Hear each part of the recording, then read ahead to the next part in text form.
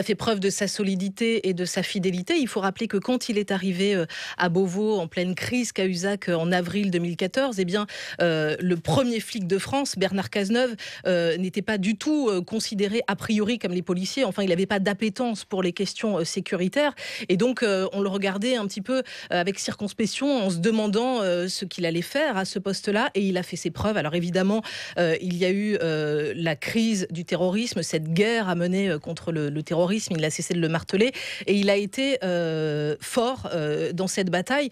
Au-delà de son camp, en fait, c'est un ministre qui a été respecté. Il n'y a pas vraiment eu de polémique le concernant, même si il y a eu des attaques à droite, à l'extrême droite, notamment après l'attentat de Nice, par exemple, en juillet. Il y a eu des attaques de toutes parts, mais tous les hommes politiques savent bien que la menace terroriste est extrême. Le gouvernement n'a cessé de le répéter et que finalement, chacun n'aurait pas fait mieux à la place de Bernard Cazeneuve, qui a été toujours fort dans cette guerre contre le terrorisme. Il a multiplié à la fois dans la prévention de la radicalisation. Il y a eu un certain nombre, beaucoup de lois sécuritaires. En tout cas, il y a eu une action énorme et ce ministre qui est toujours apparu comme fort, comme sobre. Ce qui m'a frappé beaucoup, c'est que c'était pas du tout un cow-boy à la tête de l'intérieur et son style détonné par rapport à ses prédécesseurs. Bernard